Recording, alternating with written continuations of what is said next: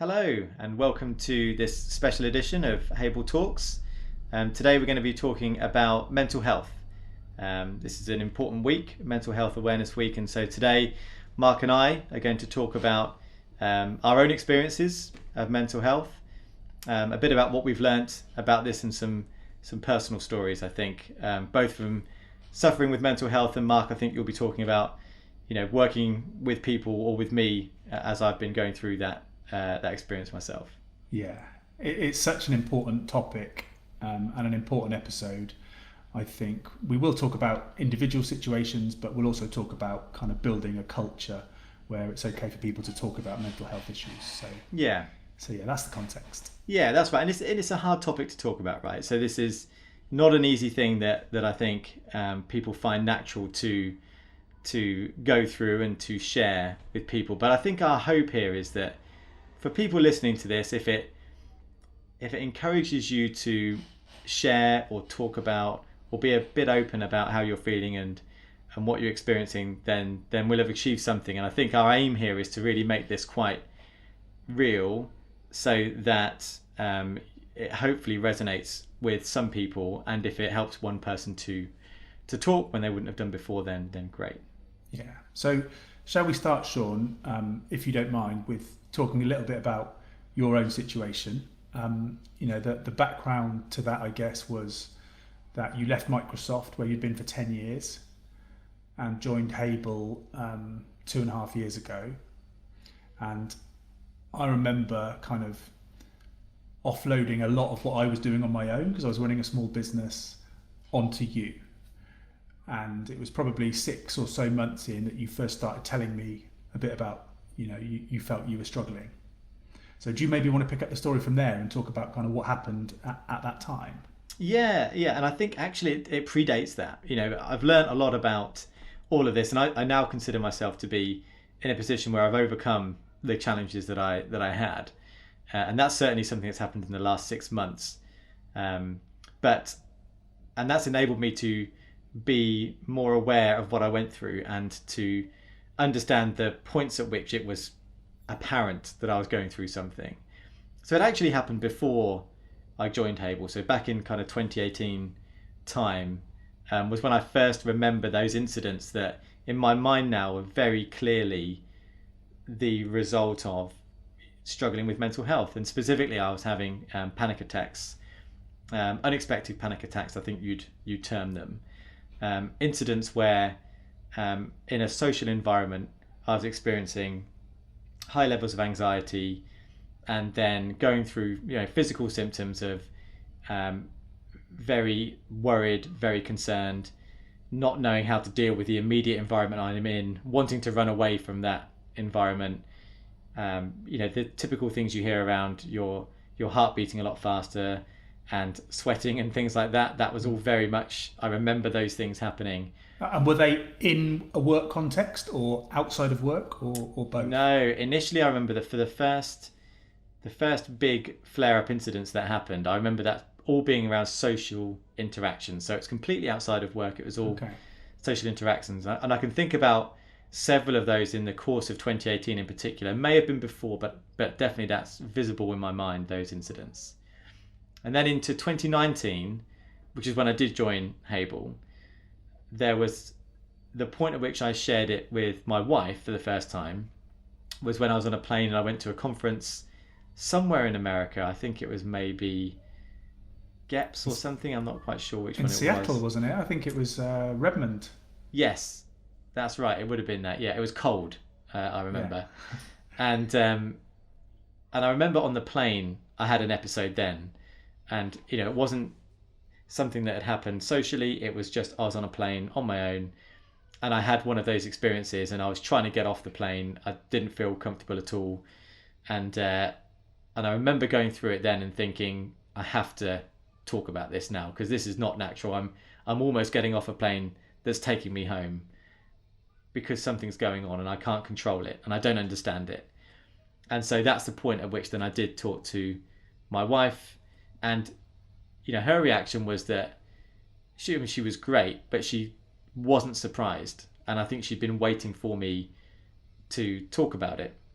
And I think that was my first step in accepting that something wasn't right, and not only was there something not right, but I had to do something about it. That thing about mental health, treat it like a physical injury, is so true, isn't it? You can't expect, if you pull your calf or whatever, you can't expect that just to get better by carrying on walking with it. You've got to think about how to make that better, and that was the point. I think that moment was when I realised, right, got to take some action. And then I think at that time, if it was February, March time, I still don't think that you and I spoke about it for a while after that, right? So people at work wouldn't have had a clue that you were feeling like that at that time. Yeah, that's right. I felt, and it wasn't anything that you or anything anybody did. It was a feeling inside of me of, I don't have the right to be going through this. That was the next step for me, that I knew I was struggling with something internally. I didn't know what it was or exactly how to deal with it, but I knew it was mental health related, and I didn't want to know and explore it. I didn't want to go and look at videos or read about it. I wanted nothing to do with that. But what do you mean didn't have the right to feel like that? Explain that a bit. It's like a permission. It was, the way I could describe it is, I don't have the right to be struggling with anything because nothing's happened to me. And if you look at my life from an outsider, you'd think, what's he got to worry about? Why would he be going through something? I've got friends that are firefighters, that are armed response people.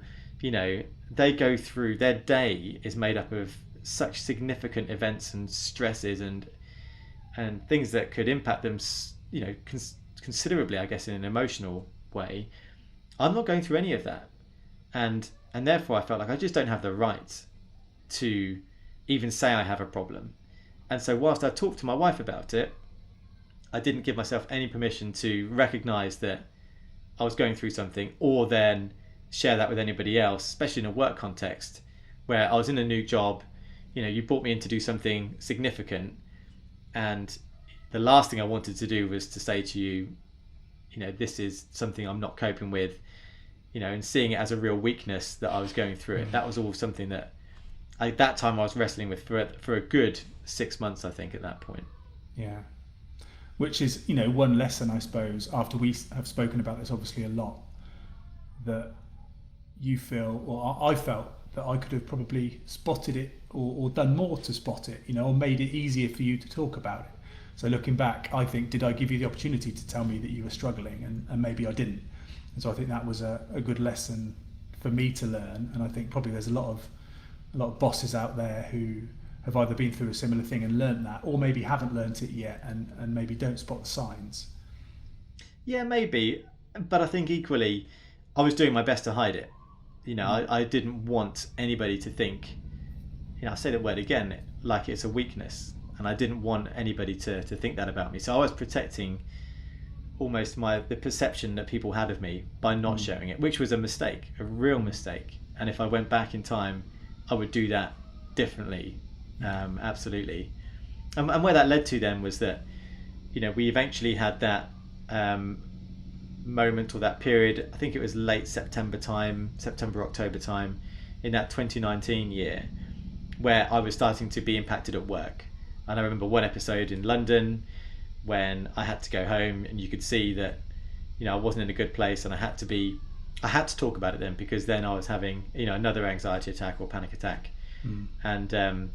And therefore it had to be dealt with. We had to talk about it.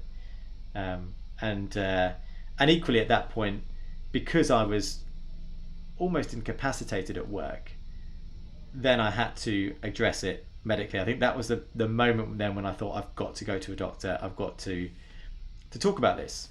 And obviously, ultimately for you, that process was successful, but people might not know where to go first. Do you go to your GP, or do you go and find a private practice, or what's your kind of practical advice for what people should do if they're feeling like that? Yeah, and I tried all sorts, to be honest, and I don't think there is a magic answer to exactly what to do. The best I guess next step to progress me with it was going to my GP and talking to them. They were very good. I thought maybe, I didn't know what I was going to get as a service there, but they were really good at talking me through things and helping me understand that it was okay to not be okay, and that it might be something that they could help me with, and there's different treatments available. And it was very non-prescriptive, I remember.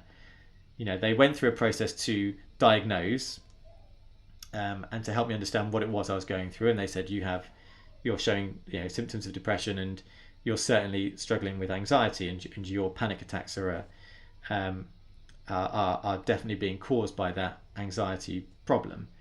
So they said these are the things available, and you could look at actually taking medicine for it. You could look at therapy for it. You could look at counselling. At the time, I went for cognitive behavioural therapy, CBT, which is something people may be familiar with. It wasn't for me. It was an online model of CBT, which is quite bizarre to try and deal with these things in a text. I remember it was a chat-based process, wasn't it? Every Friday morning, 9 till 10, I would log on and chat with somebody on this thing, and somebody at the other end would be asking me questions and talking me through stuff. But it didn't work for me at all. It may work for other people, but I felt I needed to be talking to a person. And so then I went private and found somebody to talk to about it. And again, even that person I don't think was somebody quite right for me. I think you can get therapists, counsellors that can really understand you and relate to you. And it's not maybe a skill set of theirs necessarily. It's more about how they can appreciate what you're going through and understand and resonate maybe with that. That's the kind of things that I would have found, I think, really helpful. But I went through the process anyway. And I did that for a few months. Yeah.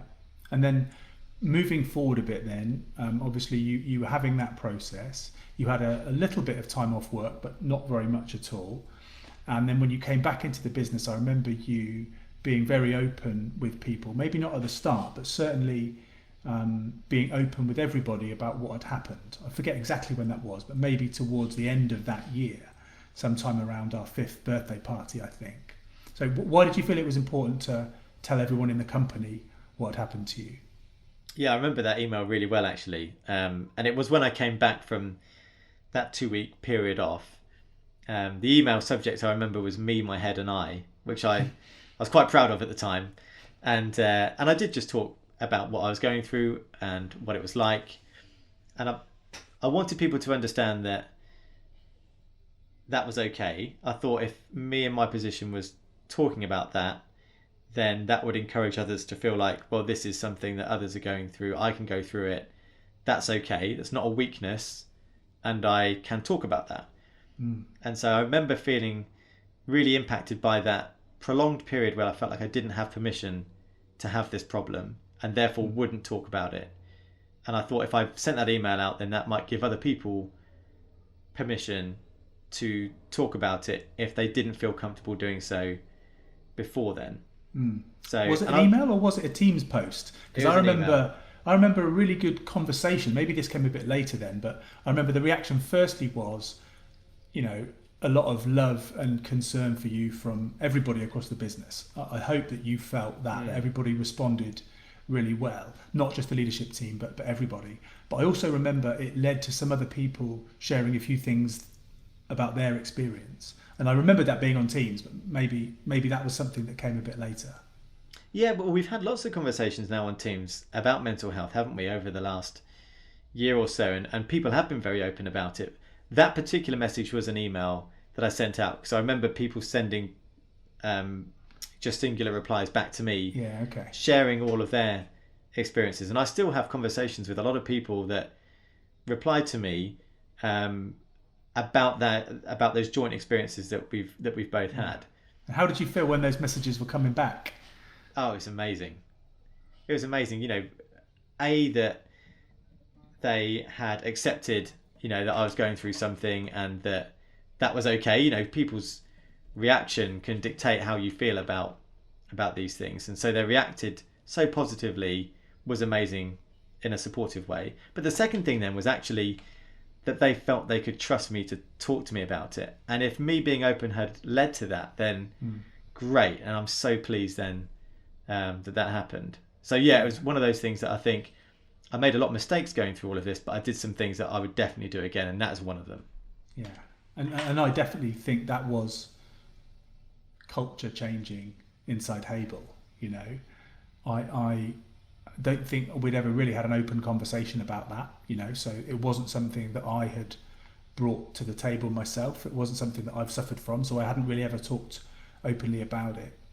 And I do remember feeling how powerful it was that you had been honest about yourself, and then that had almost, for the MD to do that, given others permission to do it as well. So it felt like a turning point and like a huge positive in our journey as a small company and learning about the kind of culture we wanted to build. Yeah, and I'm pleased with where we are now as a company. I think we can always learn more and we can always do more, but I think the position we're in now is good. I feel like we have an environment where we can talk about those things, and where we encourage people to be open about this type of stuff. So, we're not saying we have the answers, but we're saying it's okay to not be okay. Talk about it if you want to. And I'm pleased with where we are as a company about it. So it sounds like your advice for people who might be listening to this or watching this, and are feeling the way you maybe did back in 2018, would be to try and be open about it and try and find a way to talk about it. But how would that practically work? Maybe, I don't know, if you were in a bigger company or you're in a different situation and you weren't sure how people would react. What would you encourage people to do? So if they're going through and feeling like how I felt, I think the big thing for me would be, first of all, give yourself permission. And I always think of it as a sporting analogy. When Marcus Rashford is warming up, he might, in the course of doing some kind of warm-up exercise, give himself a calf strain or some kind of injury. Or he could do that by having somebody go sliding into him at a full impact sliding tackle, and he could sustain the same injury. And both of those injuries are the same, but the reason they've happened is different. And that's how I think about the mental health side now. I think about it as don't look for there to have to be a reason why this has happened, or to give yourself the permission to be suffering. Accept that it's happening and give yourself permission to accept that, and then think, right, now I've done that, what can I go and do about it? That's the first thing I would say. The second thing, I think, staying on that physical analogy, treat it like a physical injury, and don't expect to be able to carry on and get better. After I came back to work after that 2-week period, I changed a lot about my working day. I identified some of the triggers. I came off a lot of social media platforms. I kept my phone away from me after work time had finished, and I was more present. I took a lot more walks. So spending time outdoors was a big thing for me, and I recognized that through going through this process. So every day I do one-to-one meetings going for a walk, and I encourage the team to do that as well. And I know that really helps me, and I've understood that really helps other people as well. And then just be aware of your strategies and your tools to help you go through stuff. What is it that makes you more resilient? How do you process things when they happen? How do you cope with things as they're happening to you? And I've kind of learnt these little tips and tricks that I know work for me, that have come from all the different things that I talked about, from sharing this with family, with yourselves, with people at work, with friends, going through talking to counselling, etc. All of those things have kind of helped me get to the stage where I am now, where I feel very, very strong in terms of how I can cope with these things, and certainly able to cope a lot better than I ever was before. Yeah, it's really interesting. And just from my perspective, going through that, because this might be useful for other people who have someone in their team who either they know is struggling or they suspect might be. As I said earlier on, I probably didn't spot the signs early enough, is one thing. So I guess I'd encourage people to understand what those signs are, and just to create the environment where people feel comfortable to talk. I'd also say it's okay if you don't really feel that you understand, because I remember times when we'd have conversations and I couldn't pretend to you that I understood exactly how you were feeling or where you were at mentally, because I hadn't been there myself, and I hadn't felt the way you were feeling. And that's actually all right. You can't beat yourself up about not being able to empathize truly. As long as you can listen and you can try and understand, and you can be there for that person. Role-wise, as you said, we did work out ways to try and make sure that you not putting so much pressure on yourself. I tried to not put as much pressure on you as maybe I had in the early days. And then it's about those habits, isn't it? So one of the main themes about Mental Health Awareness Week is nature and the environment. And to your point, I think that's just such an important thing, to get outdoors, to get exercise. And we're trying to encourage, because particularly during lockdown, we've all been on constant Microsoft Teams calls, it feels like, all day, every day, that to encourage from the top of your organisation to make it okay to put your headphones in and go for a walk. And I think that's a real simple, practical thing that leaders can do, because if people in your team see a leader saying, for this next call, I'm going to go for a walk. Mine is walking the dog. If you don't have a dog, you can walk on your own. You can go for a run, go on the bike, whatever suits you. But I think that's one of the real practical things we've tried to implement, and is an obvious reason why the Mental Health Awareness Week is focusing on being out in nature and spending time outside. So I think that's something that we've learned as a company in the last year. Yeah, absolutely. And people have had all sorts of experiences over the last year, haven't they, with what's been going on. So, not pretending to understand how somebody might have been impacted by COVID and that impact on their mental health. I think encouraging people to talk about it, like you say, getting outside, and being a bit more intentional about taking care of yourself and your mental well-being. The biggest thing that I've learned in this period, if there was one lesson or one tip, is use of "how are you" as a question. Because it's used at the start of a call, isn't it? You start off with a call, "How are you?" And you say, "Fine." But sometimes you can tell, can't you, when somebody's not okay.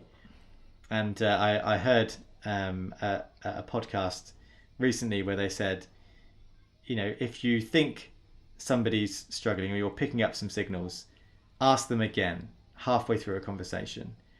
Because at the start they won't tell you, but halfway through they might open up a little bit more. And if you know somebody that's going through something, saying "how are you" can be suggesting that you expect them to be better.